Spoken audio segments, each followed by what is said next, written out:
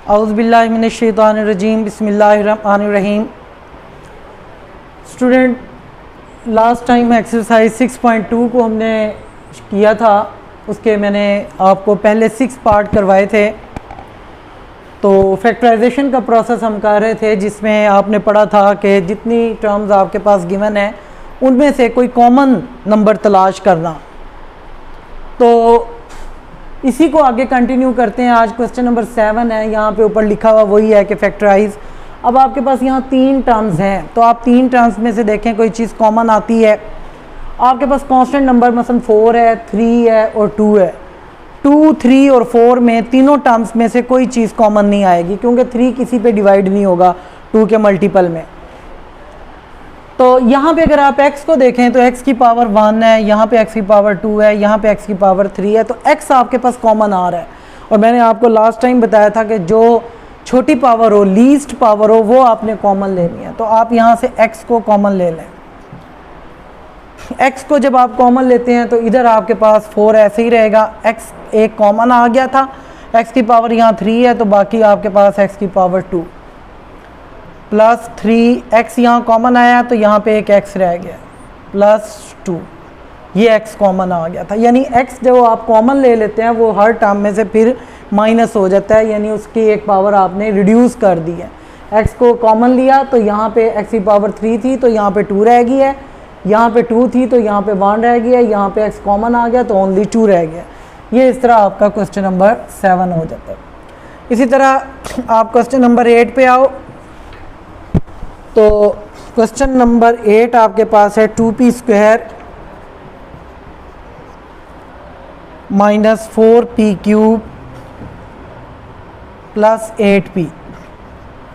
यहाँ से अब आपने कॉमन देखना है, क्या चीज़ कॉमन बन रहा है। देखें, एक तो कांस्टेंट नंबर पहले आप चेक करें, 2 है, 4 है और 8 है।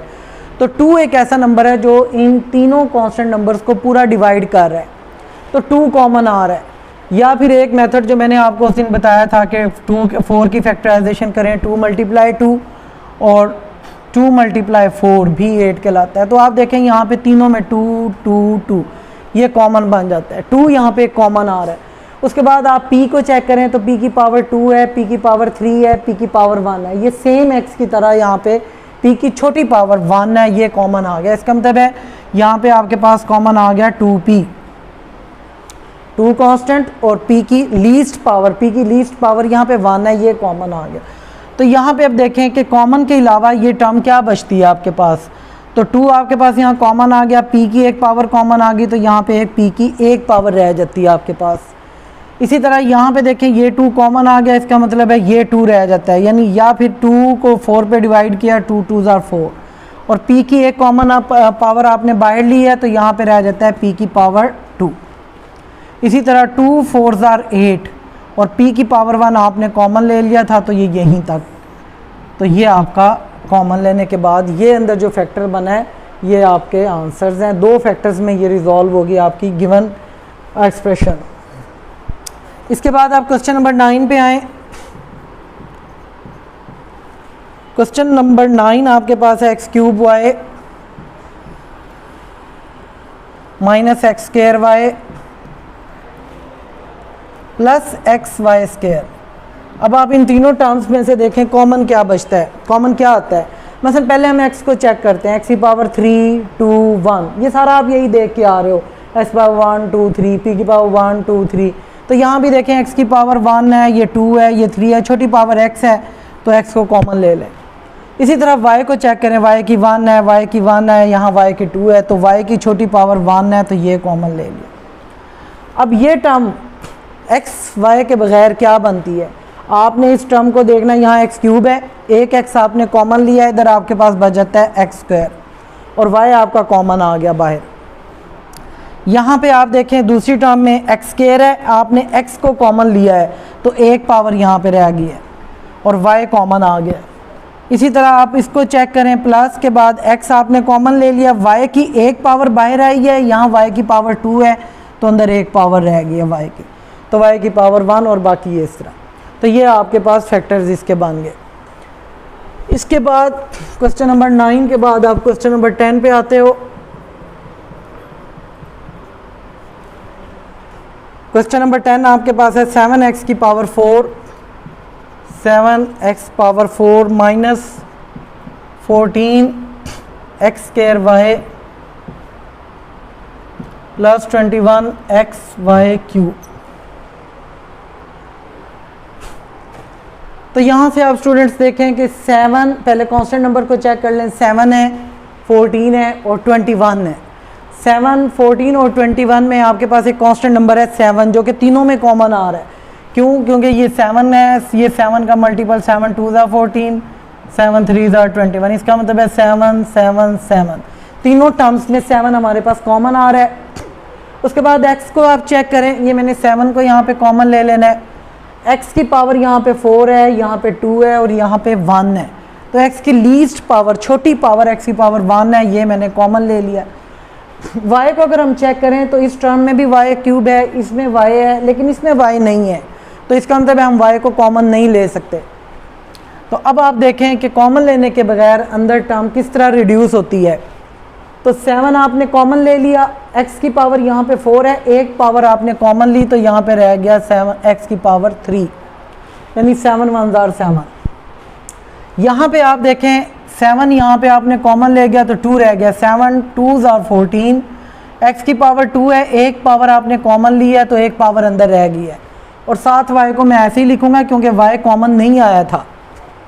इसी तरह 7 3 ज़ार 21, 7 को 21 पे डिवाइड किया 3, क्योंकि 7 यहाँ से कॉमन आ गया, x की पावर 1 भी कॉमन आ गई और बाकी आपके पास y की पावर 3 रह गया। ये आपके पास इस तरह इसके फैक्टर्स आ गए। इसी तरह आप क्वेश्चन नंबर 11 को देखें, ये आपके पास है x square y square z square minus x y z square plus x y z. Student इसमें से अब आप मेरे ख्याल में आसानी से कॉमन ले सकते हो। आप देखो तीनों टर्म्स के अंदर एक्स वाई जी एक्स वाई जी एक्स वाई जी आ रहा है, तो छोटी पावर सब में देखा जाए तो यहाँ पे है, तो एक्स वाई जी को आप कॉमन ले लें। अब यहाँ पे देखें एक पावर आपने कॉमन लिया हर एक की, तो यहाँ पे आपके पास रह जाएगा एक्स वाई जी माइनस, यहाँ पे देखें एक्स वाई कॉमन आ गया, जी की एक पावर भी कॉमन आ गई तो इधर सिर्फ जी रह गया, और यहाँ पे एक्स वाई जी तीनों कॉमन आ गए, तो यहाँ पे क्या बचेगा। यहाँ स्टूडेंट अक्सर गलती करते हैं, लेट के मैं यहाँ पे इसका कोफिशिएंट 1 लगाता हूँ, तो ये चीज यानी कि एक्स वाई जी इंटू 1 हम हर एक के साथ लगा सकते हैं। जब मैं एक्स वाई जी यहाँ से कॉमन लूँगा तो यहाँ पे इसका मतलब है आपके पास 1 रह जाएगा। बाद स्टूडेंट्स यहीं पे जाना जी ब्रैकेट क्लोज करके इसका आंसर बना देंगे, ये गलत हो जाएगा। आपने ये मल्टीप्लाई में ये प्लस के बाद एक्स वाई जी जब कॉमन आता है तो यहाँ पे समझें कि 1 है, तो ये 1 यहाँ पे लगाएंगे आप, तो आपका क्वेश्चन ठीक होगा ये। उसके बाद क्वेश्चन नंबर 12 है 4x cube Y square minus 8xy plus 4xy cube. जो आपको सिलेबस गिवन था, सिलेबस दिया गया था, तो वो 6.2 के क्वेश्चन नंबर 12 तक था। ये 12 क्वेश्चन हम लास्ट क्वेश्चन कर रहे हैं। तो आप देखें यहाँ पे 4 8 और 4 कॉमन आ रहा है, यहाँ पे 4 चूँकि सब पे डिवाइड हो रहा है इन कांस्टेंट नंबर्स पे। दूसरा आप x की पावर्स को चेक करें, यहाँ 1 है, x की पावर यहाँ 1 है, यहाँ 3 है, तो छोटी पावर x है, ये कॉमन आ गया। y को चेक करें, यहाँ y की पावर 2 है, यहाँ 1 है, यहाँ क्यूब है, तो y की छोटी पावर 1 है, तो y भी कॉमन आ गया। अब इस टर्म को आप चेक करें कि कॉमन के बगैर ये टर्म कितना रहती है। तो 4 देखें यहाँ कॉमन आया, x की पावर 3 है, यहाँ एक कॉमन आ गया था, तो x की पावर 2। y की यहाँ 2 है, एक कॉमन ले लिया आपने पावर, तो y रह गया, y की पावर 1 रह गई। इसी तरह माइनस 4 2 ज़ार 8, x और y की पावर आप कॉमन ले चुके हो, तो x और y कॉमन ले चुके हो, तो यहाँ पे सिर्फ क्या रह जाता है 2। और इसी तरह यहाँ पे 4 को 4 पे डिवाइड किया 1 या 4 कॉमन आ गया, x भी कॉमन आ गया, y की एक पावर कॉमन आई, तो यहाँ y की पावर 2 रह गई। ये इस तरह आपके पास जितनी भी टर्म्स होंगी उनमें से आपने कॉमन लेना है। तो स्टूडेंट एक्सरसाइज 6.2 के आगे जो क्वेश्चन नंबर 13, 14, 15, 16 है, तो ये आप खुद ट्राई करें, ये आप इजीली कर लेंगे अगर आपको कॉमन लेने का कॉन्सेप्ट आ गया है। वरना आपके सिलेबस में एक्सरसाइज 6.2 के क्वेश्चन नंबर 12 तक थे, तो यहाँ तक आपका सिलेबस ख़त्म है। लेकिन मेरा ख्याल है कि आप ये एक्सरसाइज कंप्लीट करें। आपने ये कॉपी पे एक्सरसाइज 16 तक ये क्वेश्चंस करने हैं। अगर आपको कोई प्रॉब्लम है, कोई क्वेश्चन नहीं हो रहा है, तो आप अपने टीचर से व्हाट्सएप ग्रुप में कंसल्ट करें। उम्मीद है ये आपका मसला जो है टीचर से कंसल्ट करने से सॉल्व हो जाएगा। बाकी नेक्स्ट सिलेबस के लिए इंशाल्लाह आपसे बाद में मुलाकात होती है।